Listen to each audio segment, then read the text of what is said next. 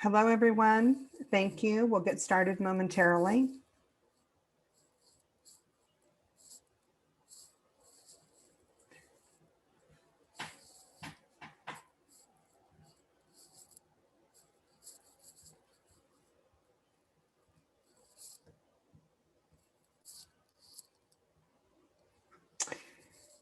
Thank you for joining us this evening. I'm Dorothy Barnett, Executive Director of the Climate and Energy Project and your moderator for this evening. Tonight, we are continuing our summer-long workshop series with support from the Kansas Department of Commerce.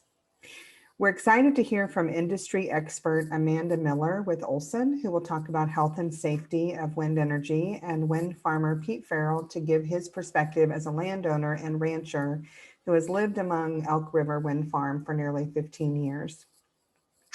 I know that conversations about wind energy development can be an emotional topic, and tonight we may have those who ardently support wind, as well as those who may be ardently opposed.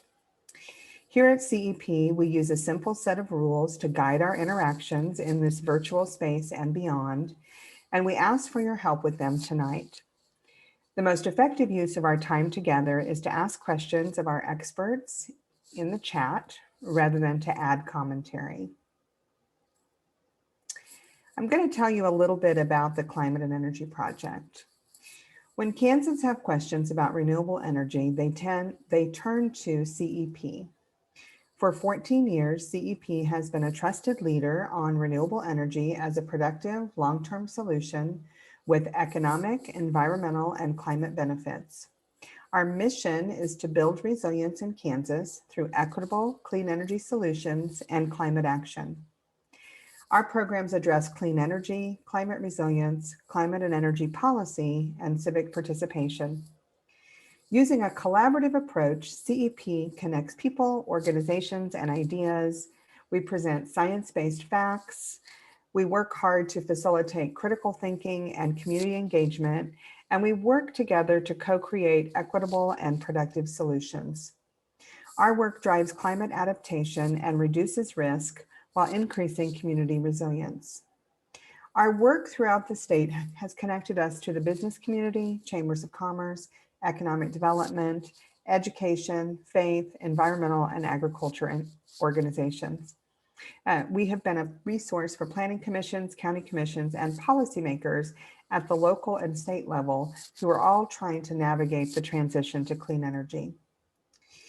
This is the third in our summer wind energy series. You can find the first and second videos on our website. Our last two workshops after tonight will cover property values with Wichita State University economist Mike Bush and landowner and former executive director of the Kansas Rural Center, soon to be CEP board member Mary Fund, on June 22nd. And then on July 13th, we'll hear from Zach Eddy with the Kansas Wildlife Parks and Tourism, and we'll welcome back Pete Ferrell on July 13th. So I'd like to begin tonight's presentation by sharing a little bit about Kansas and our place in the wind industry. At the end of 2020, Kansas ranked number 2 in wind as a percentage of our total generation, number 3 in corporate wind energy purchases, number 4 in wind power installed capacity, and number 4 in wind power generation. We were also number 5 in the number of wind turbine installations with a total investment of $11.4 billion. Wind energy in Kansas powers the equivalent of 1.97 million homes. In 2019, Kansas generated 41.45% of its electricity from wind power. There are numerous environmental benefits from generating wind power. It creates no emissions and uses virtually no water. It is the equivalent of water bottles saved is 35 billion, and we've avoided an equivalent of 8.8 million metric tons of carbon dioxide. As you can see from the Kansas wind map, Wind farms and businesses serving the wind industry are all across the state of Kansas. At the end of 2020, we had over 7,000 megawatts of wind energy. When fully developed, the operating wind farms and those that are under development will represent 8,000 megawatts of wind energy, varying in size from a 4 megawatt project at Fort Hays University to the 470 megawatt Flat Ridge 2 project spanning 4 counties. And we're also looking at an expansion of Cimarron Bend that will be nearly 600 megawatts. So this final slide is a slide created by the Department of Commerce, and it's very interesting to see how many Kansas counties are currently hosting wind farms. Over the life of these wind projects, these counties will receive over $657 million in donation agreements and property tax payments. They have benefited from over 8,500 construction jobs, over 560 permanent jobs, and nearly 13,000 indirect and induced jobs. So with that, I'm going to introduce you, it's my pleasure to introduce you to Amanda Miller. Amanda currently serves as a senior client consultant at Olsson. She works with renewable energy clients throughout the United States, working through state and federal policies related to renewable energy and connecting project developers with the right engineers and scientists to implement compliance programs during project planning, design, and construction phases. To do this effectively, she is not only knowledgeable regarding current policies, but has remained informed about renewable energy projects from coast to coast, both wind and solar, ranging from design stage through full operation. This effort gives her a unique perspective on what a project needs at each stage of development, from field surveys to stakeholder public engagement to operation and maintenance and every consulting process in between. Welcome, Amanda. Thank you, Dorothy, for that introduction. Today, I will be presenting on some of the environmental health and safety factions of wind energy development. And on this next slide, I'll just give a brief overview of the agenda that I'll be covering. I'll be starting with definitions, including setbacks, sound, and shadow flicker.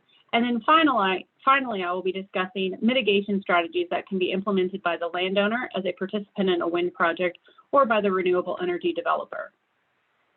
To begin, on this next slide, all renewable projects begin with the definition of setbacks. That is, the minimum distance a turbine can be built from a structural or defined boundary, and which is meant to mitigate the impacts of sound and shadows caused by blades passing.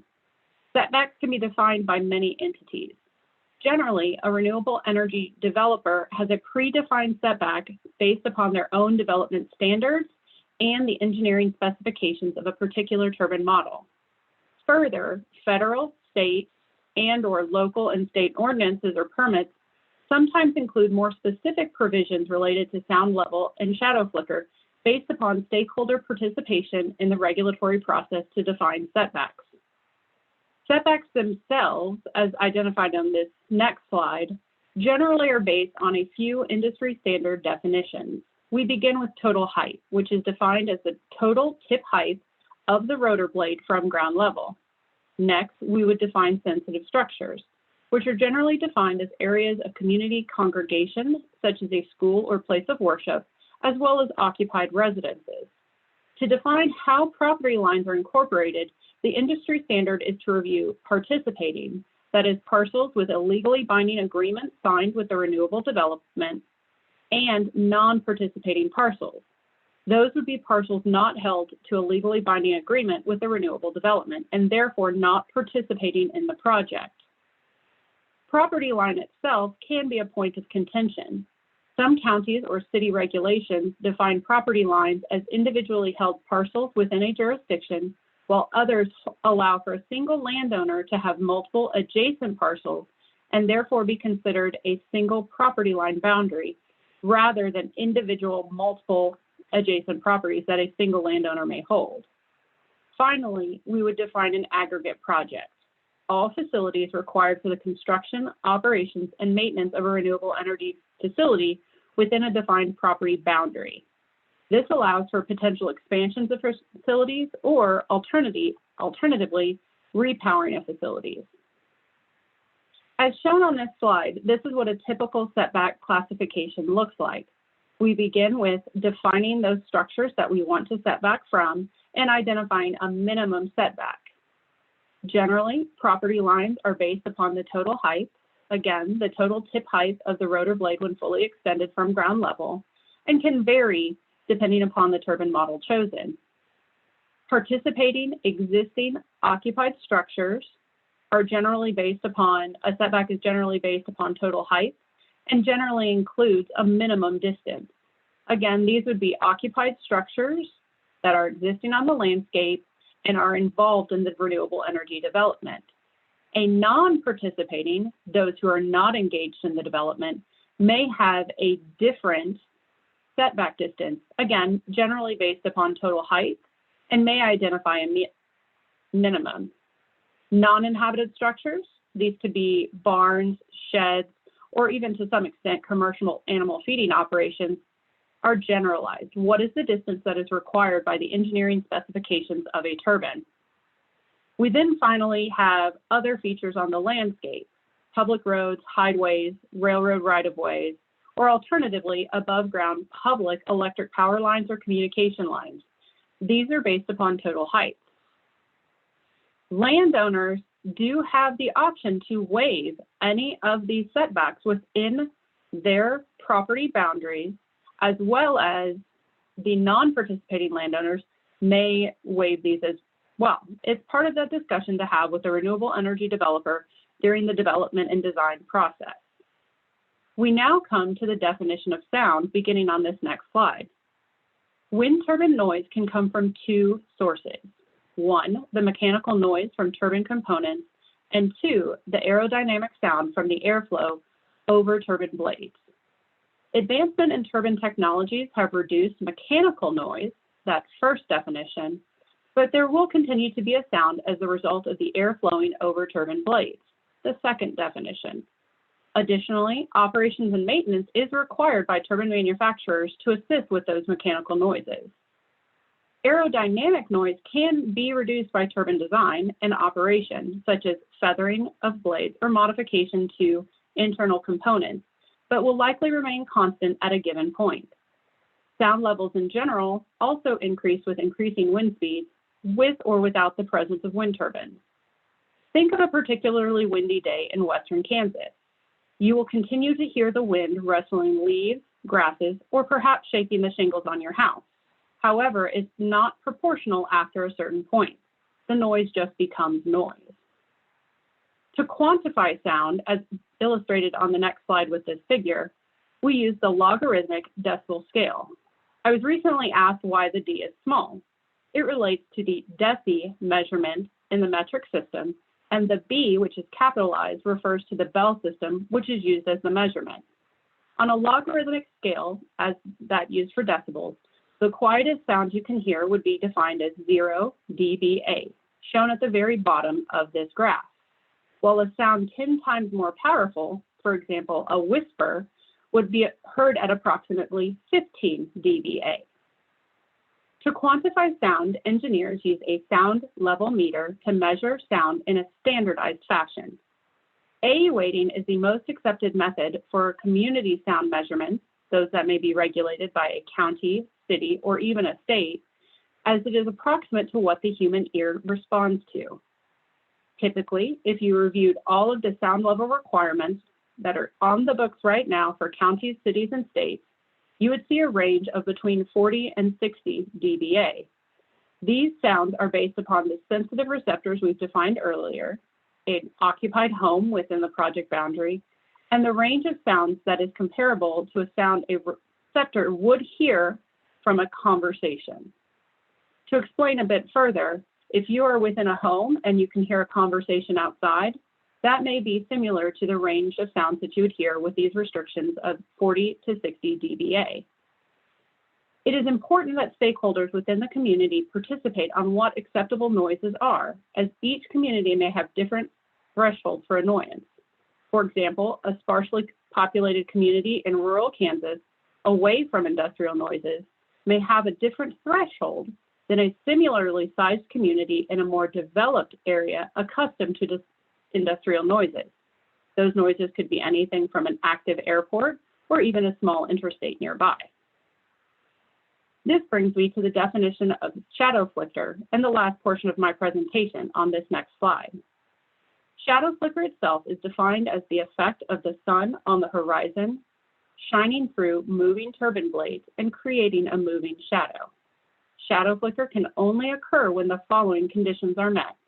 The sun is shining with no or little cloud cover present. The turbine is operating. The turbine blades are positioned on a line between the sun and, again, that sensitive receptor. Also, a sensitive receptor, again, a home or location where the community may gather, must be close enough to a turbine to distinguish between the shadows created by the blades and perhaps a shadow created by other features on the landscape. Shadow flicker is illustrated on the slide here to the left. When they are close enough to see a window, the basic analogy is a house on the corner of a busy street. The landowners will only notice headlamps of passing cars when it's at night and when they are close enough to a window to see the light shining through. During the day or when traffic is minimal, the homeowners in that same house on the corner of a busy street may not see the headlamps. Shadow flicker is quantified as hours per year or minutes per day that a sensitive receptor is impacted by turbine operation. It will vary between turbine models, the distance between a sensitive receptor and the turbine based upon the developer's requirements, topography, other structures on the landscape that may block shadows, and even the time of year. Any driver can tell you that time of year, landscape, and road direction influences driver conditions. It is a similar impact on the perception of shadow flicker. To identify shadow flicker at a particular project, a renewable developer may complete a shadow flicker study. A computer model, such as EMD Wind Pro, is used to calculate shadow positions and orientations in 1 minute intervals for a calendar year. Generally, the industry standard for allowable impacts for shadow flicker, that is a good rule of thumb when a stakeholder may become annoyed by those shadows, is 30 minutes per day, or at a greater scale, 30 hours per year. It is important here to pause and emphasize the influence of all of the factors we've identified: turbine model, distance to sensitive receptors, topography, other structures on the landscape, and time of year. It is highly unlikely that any two locations in proximity to a wind project will perceive the same amount of shadow flicker because of the influence of these variables. I now conclude with mitigation strategies that may be incorporated into the development process. The interaction between what a person perceives as their own annoyance factor is directly proportional to their view of a project. In 2015, the Department of Energy funded a 4-year study led by the Lawrence Berkeley National Laboratory in order to understand how communities interact with proposed and operating wind turbines in their vicinity. The study had over 1,700 responses from individuals living in close proximity to wind energy projects across the United States. In one portion of the study, the authors found that the closer a community member was to the turbine, that is, the decreasing distance from turbines to a sensitive receptor, you have a proportional increase in their perception of noise impacts, regardless of what pre-construction studies may have found for compliance with the renewable developer's internal standards or in compliance with regulations. It's also important to note that this was not a study completed in a vacuum. These responses included close similar percentages of males and females in varying age groups, as well as responses within the state of Kansas, as Dorothy identified an area where wind energy development is fairly mature. The perception of noise was also compounded as the authors documented that living near turbines themselves or even seeing turbines did not influence attitudes toward the development process. Understanding this key portion of a stakeholder's potential annoyance factor to the development is an important part of the development process. The following are a few assessment strategies deployed during the development of a project as well as during operation and maintenance to avoid and minimize annoyance to those stakeholders from noise and shadow flicker. A developer will prepare a site-specific assessment of shadow flicker and noise impacts, noting the time of day, season, and expected duration of future noise and shadow flicker impacts. Does it meet the developer's internal standard or the industry standard? Developers will meet with landowners, participating as well as non-participants, to discuss site-specific assessments, educating landowners on landowner-driven mitigation strategies, such as modification of interior lighting or soundproofing, and will discuss these concerns candidly. The landowner is a key stakeholder in the development of appropriate avoidance and minimization measures for sound and shadow flicker, as well as just generally for the development of the project. Assessing the sensitive receptor, whether a participating or non-participating landowner, to determine if on-site mitigation measures are necessary would be the next step, including but not limited to installation of exterior or interior screening, as well as being the additional identification of turbine components that could be changed, are all appropriate for the level of impact and will effectively address their concerns. During operation and maintenance, that is when a project is beginning to generate power, development and maintenance of an operational complaint database can be used to track these resolution efforts. Was it a singular problem with a singular turbine during a singular time of year, or was it an ongoing matter? Finally, it is the burden of the renewable developer, the operations teams, and the landowner to develop a mitigation plan and implement that mitigation plan. These things don't happen overnight. With that, I thank you all for your time today, and we'll hand it back over to the CEBC team. Hi, Amanda. Thanks so much for your presentation. We're going to hold questions for Amanda until we hear from our next presenter. Pete Ferrell graduated from Grinnell College with a BA in anthropology, specializing in archaeology of the desert Southwest. He was a full-time ranch hand from 1974 to 1980, and then served as the ranch general manager until 2017. In 1995, he co-founded and was president of the Tallgrass Prairie Producers Cooperative, a rancher-owned business for marketing forage finished beef.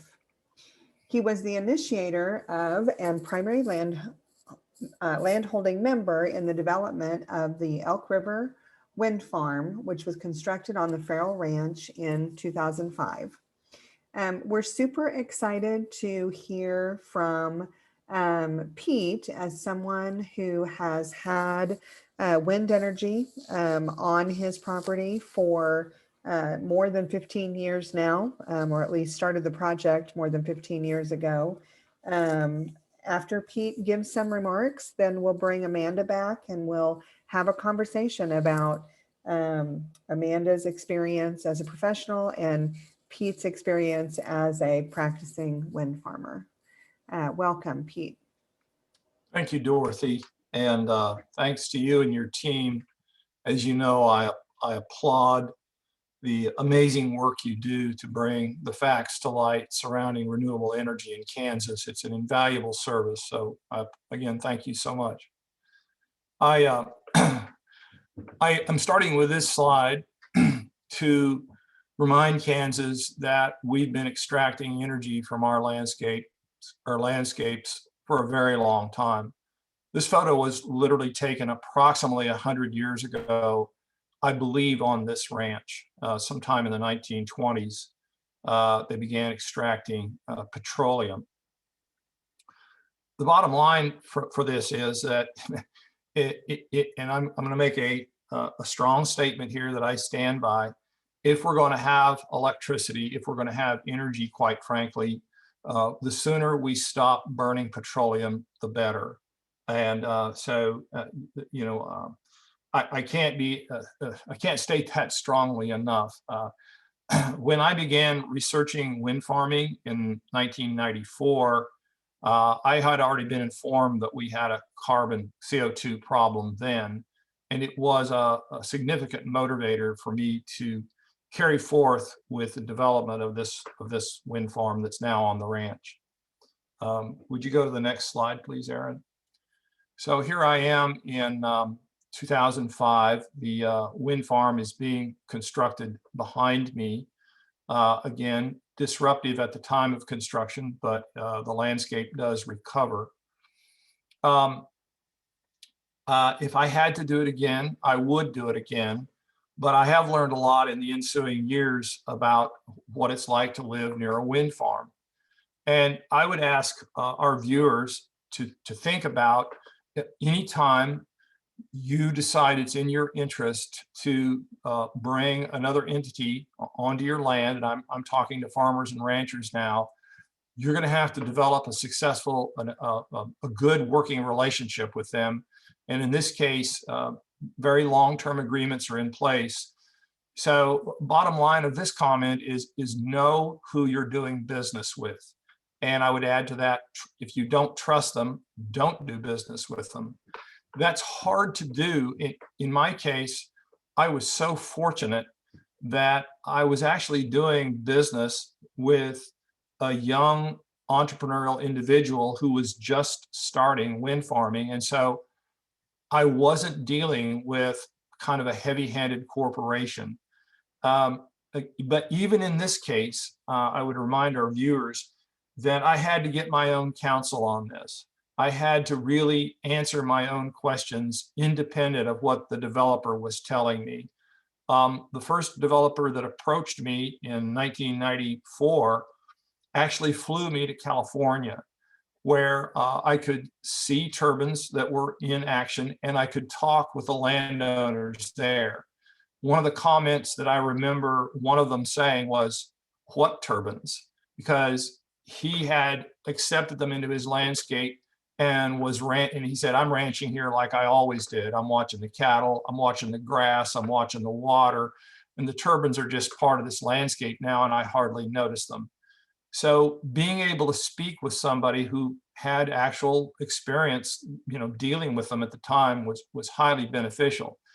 But turbines have evolved, and along with them, you know, they, as Amanda had noted, and I take great comfort from the work that she has done. We started out with literally with Model Ts that were kind of clunky, and now I don't know what to compare it to because I'm not a car buff, but we've got some pretty slick machines that are amazingly problem free. Could you go to the next slide, please? So this is one of my favorite slides. That pump jack made a lot of noise before it finally broke and became scrap metal. And you would think that the owner of that pump jack would have greased the bearings and taken good care of it prior to its falling apart. But the truth is they didn't. They let it make noise and they let it fall apart. And so to people who are considering bringing a wind farm onto your land, what I would suggest, and I'm going back to Amanda's slide, and I've actually made some notes here about turbine sound. And she divided that into mechanical noise and the noise of airflow. I'm going to address what I actually hear for you. I'm going to start with the airflow itself. And the nearest turbine is approximately a mile from my house, but there are 100 turbines arrayed along the entire western edge of the ranch. So if I get a westerly wind at all, I do hear this whooshing sound. If you take a broomstick and run it through the air real fast, you're going to hear a whoosh. What we hear is something that resembles either, I would describe it as a surf or a river in the distance. We do hear it. It is absolutely organic, in my opinion. It is not, the airflow sound is not disruptive to our lives at all. I'm going to move to the mechanical noise, and I'm going to divide that into two parts. One, which is the normal noise of a well-functioning machine. We do not hear that at all where I live unless we're right next to the machine, and then we do hear a hum, a sound. The abnormal noise that can come from turbines is when they are in need of repair. And I'm now remembering Amanda's decibel guide there. If I were to do it again, I would ask for the right to insist on repairs when mechanical noises exceed a certain level. When the machine needs repair, I would want the capacity to ask the developer to fix it. I did not include that, and I would suggest that it be done. Could you go to the next slide, please? I'm going to talk about another experience we have. These are the turbines. That's the road I drive on every day, coming and going from the ranch.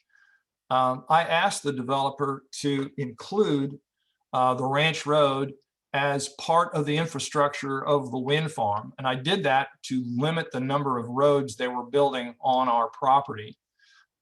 Some of these turbines are literally, a couple of them, and the third and fourth one away from you there, maybe the fourth and fifth, are literally within 10 yards of the road. And I want to speak to one of the boogeyman of wind farms. It is the phenomenon of ice shedding. And the ice is not actually thrown off the turbines, because when the turbines take on ice in an ice storm, the operator will stop them because it creates abnormal torque and tension on the machine, and they don't want it to get damaged.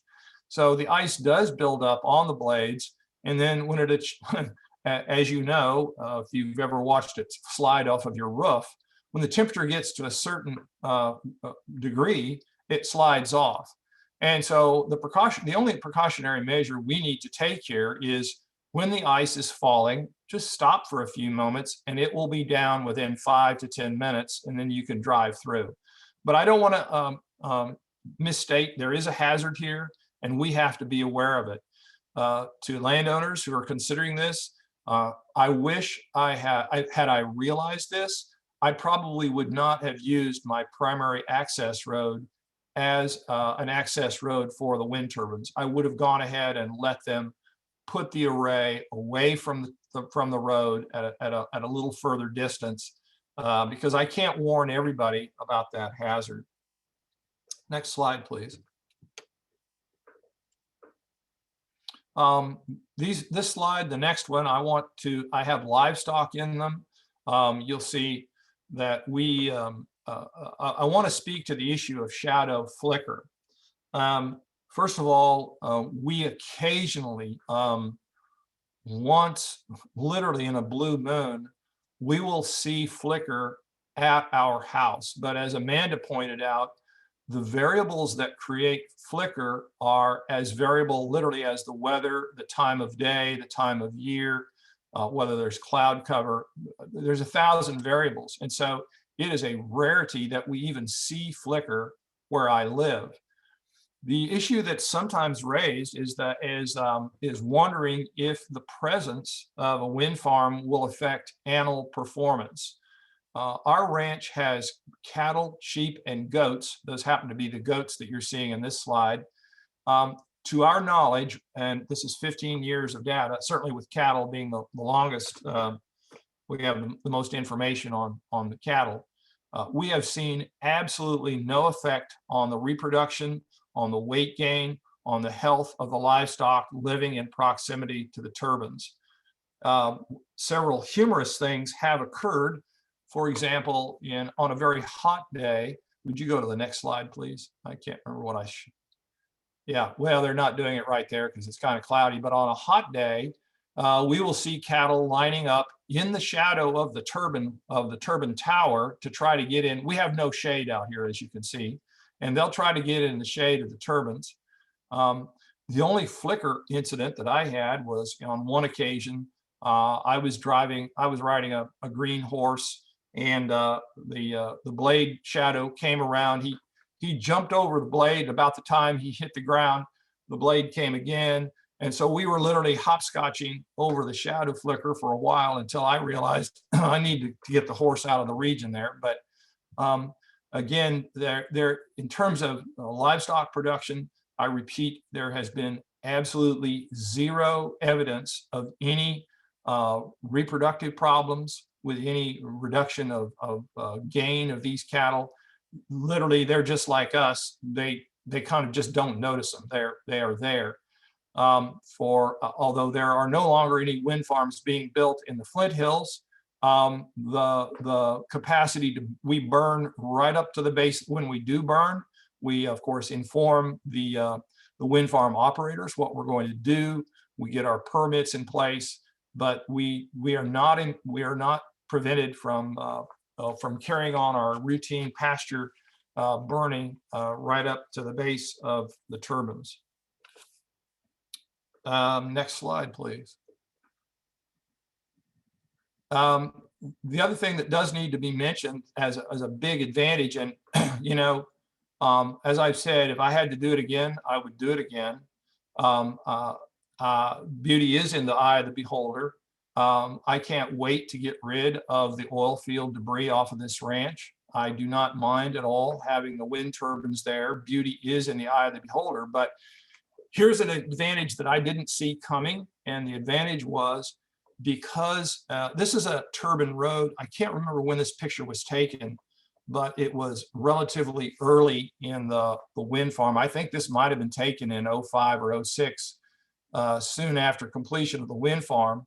The reason I say that is most of the turbine roads have now grassed in significantly, but the big thing about this is that we can now go out in our pastures and not rut our pastures nearly like we used to do. So we can access anywhere. These roads have been a huge benefit to us in terms of reducing the wheel impact on our own landscape. Next slide, please. Well, there we are. I'll stand for questions. Dorothy or Amanda, are there points that I failed to address that were germane to the issue of mechanical noise or shadow flicker that we might have mentioned the other day? I think Pete will cover some of that in our discussion, but I think you covered most of it very well. I'm going to invite Aaron to spotlight Amanda, and there's Pete. And I think that I will encourage our audience to please drop your questions in the chat, and feel free to turn on your video, and we're just going to have a little dialogue about what you've heard today. I see Jerry Snyder has his hand up. Jerry is from K-State. Welcome, Jerry. I think we're a small enough group that if you want to go off mute for a minute and ask your question. I want to say hi to Pete. I want to say we had our some K-State students down there 10, 12 years ago on his farm. And boy, what a great experience. We went there a couple of years, even camped out amongst the turbines there, actually in this nice valley. So hello, Pete. It's been a long time. Good to see you. Hey, I just had a question, because your wind farm has been around for so long, how long do you expect for those turbines to continue pumping out energy? And what type of maintenance issues are you having right now? That's a great question, and I'll be actually interested to hear. Amanda may have, I'm almost certain she will have a more precise answer. I was told when the turbines were installed, they had a warranty of 20 years. We have seen ice damage we've seen lightning damage to the turbines. In the 15 years, 2 of the blades have been broken and replaced. But I guess a better answer is there are 10 people working here all the time, and these turbines are literally, when they were installed, Jerry, it was a 1.9 million per turbine. And so that's an expensive machine, and they spend a lot of time and money maintaining them. But every now and then we'll see the big crane come in, and a gearbox will get replaced or a blade will get replaced. And I would love Amanda, if she could share do you know anything about the track record of repairs on these are the 1.5 GE turbine? The GE turbine that Pete is referring to, and that's out at the wind farm, is the GE 1.5 megawatt turbine. It's essentially the first workhorse turbine, if you will. It was installed across the United States. I think primarily that's the turbine that's there in Kansas. And it has the operation and maintenance that you would have on any generation facility. It's just on a much grander scale because you have 100 turbines in a project with multiple millions of operating parts within a singular turbine that could be damaged. So as Pete Pete discussed, we'll have operations and maintenance issues, whether it's gearbox issues, electronics. There's an individual anemometer, a weather station on top of the turbine, ensuring that that's operating, and then the turbine components itself, blades, the tower, etc. For the most part, these facilities are designed to be in operation between 25 and 30 years. However, if they can renegotiate a power purchase agreement or find a better model that is suitable for their facilities, a renewable owner operator may come in and do what's called repowering, using the same locations or nearby to the same locations, and then take down the old turbines and install a newer turbine. And that increases the efficiency of the project. And eventually, at the end of the day, it brings the consumer a better product. Most of the products we're now working with for turbines, 2.5, 3.0 megawatts, they are much more efficient in capturing wind energy, as well as have better operations and maintenance lifespans. That's a great description. Some of the projects in Kansas are already getting repowered, projects that are not as old as Elk River. And so it really is a situation where it's about what works for the owner operator and whether or not they can make changes to their power purchase agreement, generally speaking. Mary, I want to point out, go ahead. Dorothy actually had a very nice, maybe it was an op-ed thing in the Kansas Reflector just the last couple days. And she had this great graphic that showed the efficiency of these wind turbines. Actually, I think it was like 42% more efficient than those produced from 2010. And so, just even in the blade designs and how they're working. But I have another question actually for Amanda this time. I don't mean to hog the thing here, but what about designs? Even though we're having these things with flicker, are there other new designs on the horizon that actually would be more ecologically friendly, that you don't have the flicker factor and are just as efficient as what we're using right now? Every so often within the industry, we'll see alternative designs, whether they're horizontal blades, so the blades are moving with the turbine, et cetera. There's ones that you can pull up from Europe where it looks like a sunflower. They're all different designs, but it depends upon the goal of the developer and the owner operator of that project, what efficiencies they're seeking, the costs that they're providing to their consumers through the power purchase agreement, and then also the environmental constraints or design constraints of a specific project. Thanks, Amanda. Mary Fund has a question for Pete.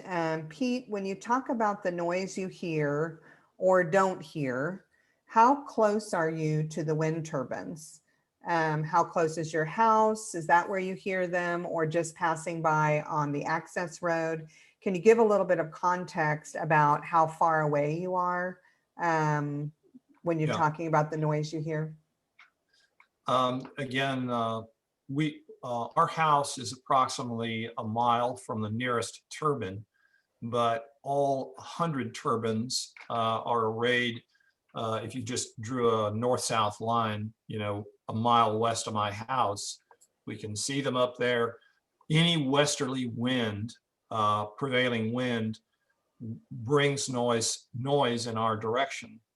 And in a high wind, as I believe Manda alluded to in her presentation, we don't hear anything but the wind. We don't hear the turbines. We don't hear a thing. It's when the wind is at a lower speed, I would say in the 10 to 15 range. And actually, as you know, there's a nighttime inversion sometimes. We'll hear the whoosh of the blade, which, as I said before, is like listening to either the surf in a distance because it's irregular, or it's like the river in the distance. There's the sound of moving air. And again, it is not an unpleasant sound. But now when we go out on the ranch, we can go to a problem turbine, and you'll hear a mechanical problem there that, again, if I were doing it again, I would find some way to make sure that the developer had to fix that. The other small thing that I will mention to those of you with livestock, and it's a curiosity at this point that we've been managing, and I mentioned it. If you have stock dogs, they may be affected by the background sound of the turbine. They're hearing a frequency that we don't hear, and we didn't notice this because I don't use stock dogs. But 4 years ago, the new ranch manager brought them on the land, and so that's something to think about. It's going to happen, and Mary, I don't know if I properly answered your question about hearing the noise. Did I address it accurately? Is Mary still there? She I'm is. here. Yep. Yeah, that was fine. I just kind of wanted to know how close you were, since I have a turbine on my farm, and I'll talk a little bit about it next week. Okay.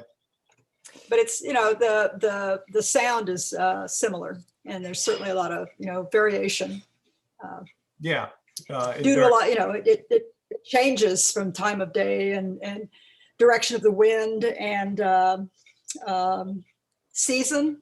I haven't been through 15 years at all, but even seasonally. So, because I do have trees, whereas you don't. So yeah, we try to get rid of those. Mary, do you hear what do you hear, if I may ask? But we hear the wind.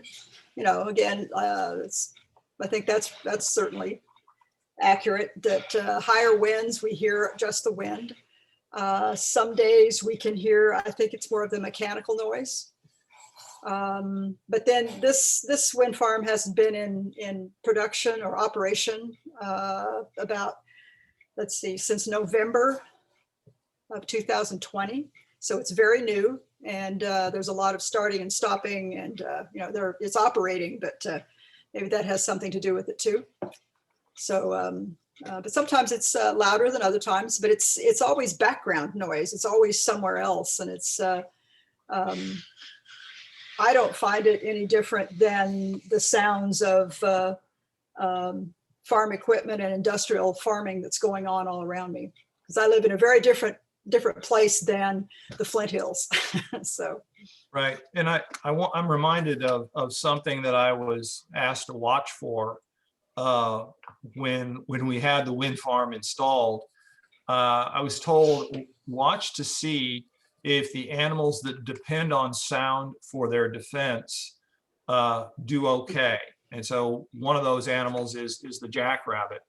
And I'm very pleased to say that both jackrabbits and the greater prairie chicken, and we're going to get to this with wildlife on the 13th, but it is a factor of the noise.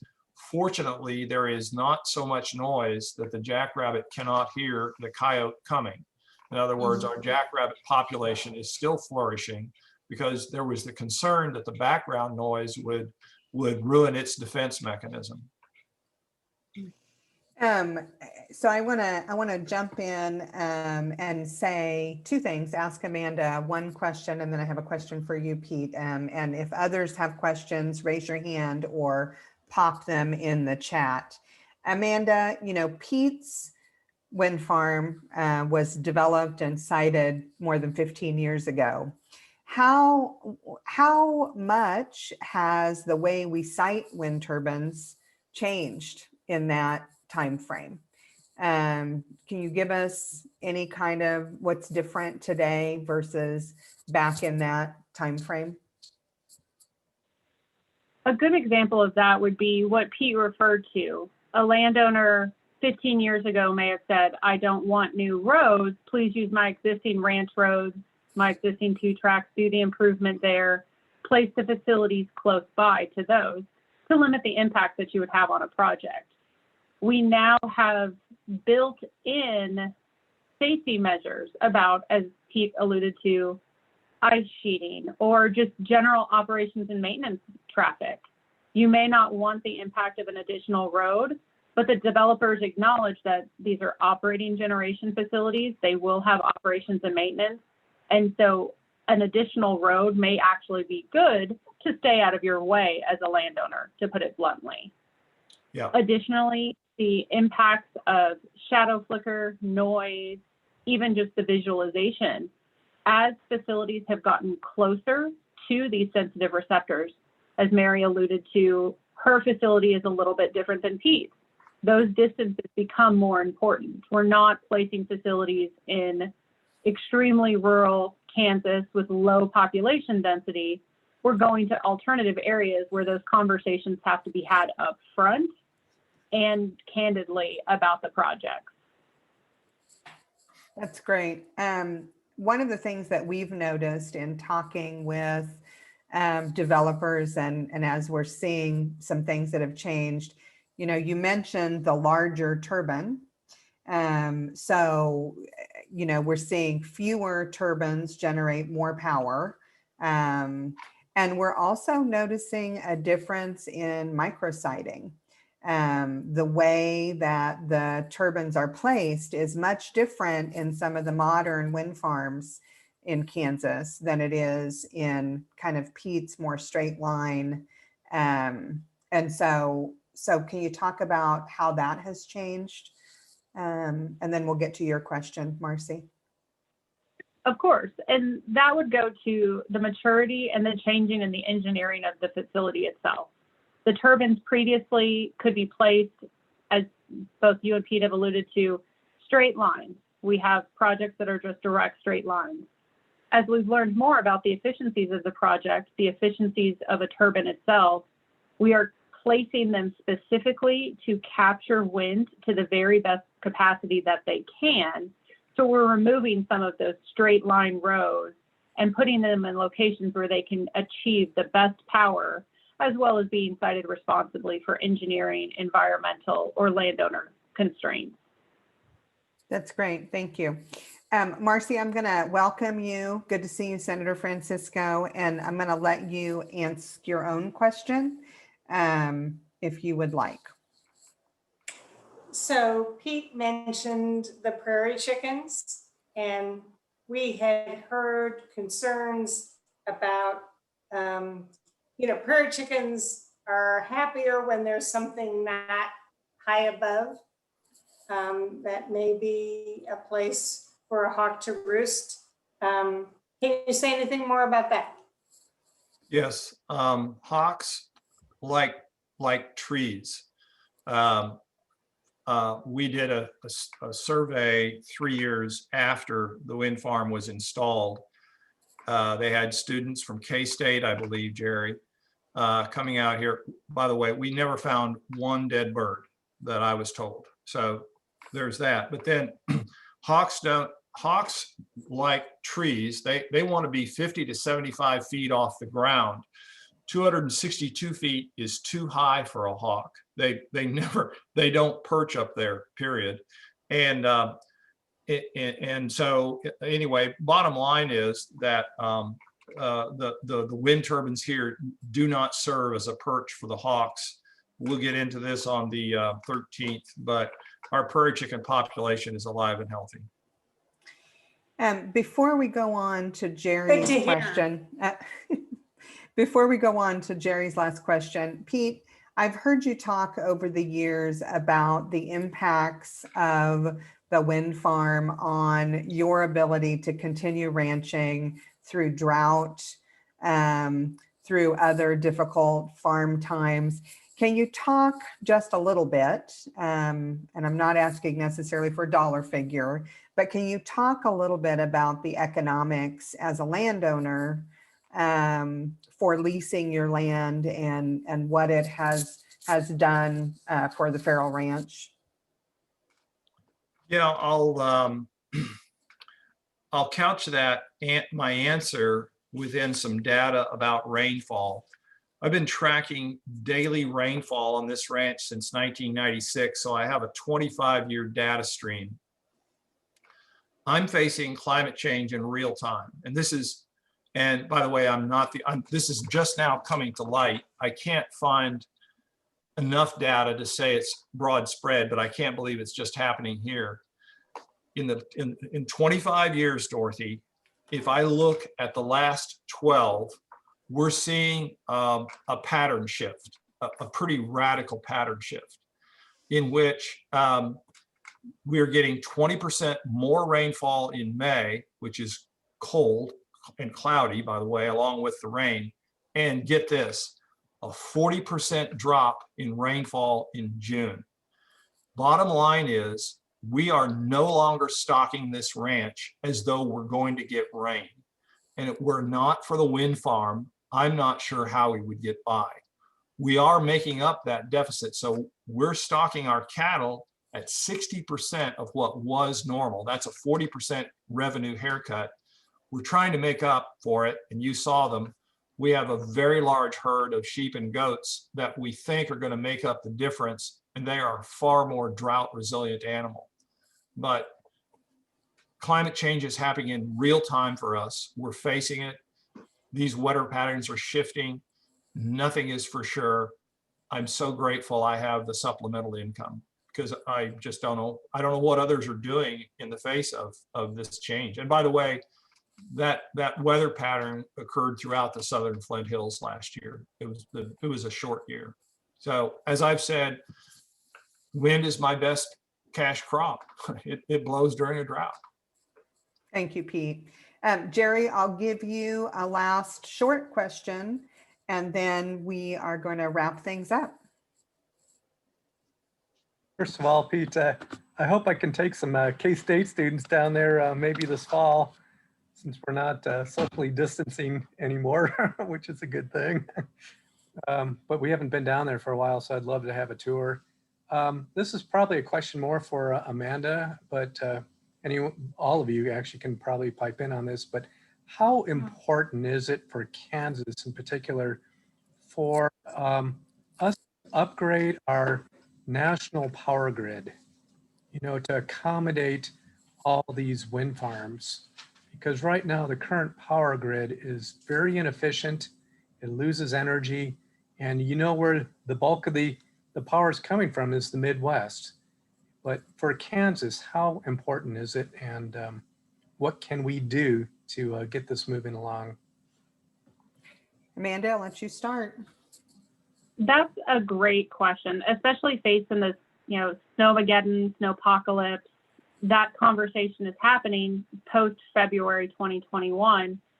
Improving our power grid to be resilient, as Pete alluded to these great shifts in weather that we are seeing as a result of climate change, but also bringing on the renewable resources that help balance out and decrease the impacts of climate change.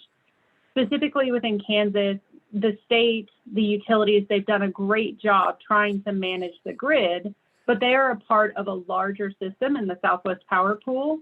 And that interplay between the needs of the Kansas population, the generation of Kansas, and how it can be supplemented for other states or pushed out to other states for their needs.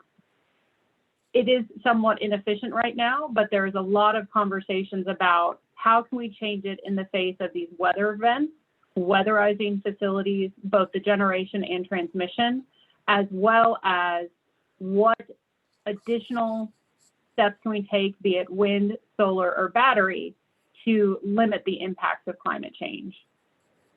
Pete, do you want to add anything to that? No, I'm glad Amanda's on the team. That's, you know, getting that, I'm not fluent in the grid, so I won't speak to it. Marcy, did you have something?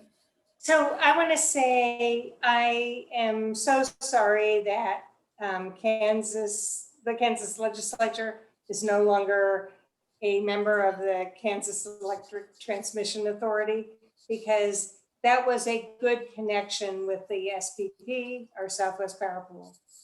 I do think we need to identify the resources we need for Kansas versus what our opportunities are to generate electricity for other states. And our impact may be different on communities, depending on whether it's a resource we're using in the state or a resource we're wanting to export. But I'm hoping that we can continue to export energy and clean energy to Chicago and maybe even west. I would say just a couple brief things. Right here at home, one of the biggest things we could do is to support the extra high voltage transmission line, the Great Belt Express, that is designed to do just what the senator says, move power from Western Kansas to Missouri and points east, so that we can export our Kansas wind to that area. So that's one thing that we can advocate for. You know, I think the other thing that we have to really be looking at, though, is that there are additional solutions besides utility scale wind, solar, and storage. All important, all necessary, and we have a lot of aging transmission lines that need to be upgraded to avoid a lot of the loss that we get from the transmission lines. But we also need to be looking at a grid that can be a two-way grid, so that all of us can help participate in our energy future. And so, you know, I don't think it's one or the other. I think it's both. I'm grateful that people like Pete and people like Mary and others across the state are willing to lease their land for in service of, you know, both the economics that they benefit from, but also the climate solutions that utility scale wind is. I wish we had more time tonight, but I want to thank Amanda and Pete for their insights, and thank you all for joining us. I just lost my notes. There we go. We hope that this has been an informative and an educational webinar workshop. You can find a recording of this workshop on our YouTube channel, and the slides will all be available at climateandenergy.org. Be sure to join us on June 22nd, where again, we'll have economist Mike Bush from Wichita State University and our own Mary Fund, who will talk about property values and living among the wind farms. You can pre-register for those. We appreciate you all so much, and look forward to seeing you at our next workshop. Have a good evening.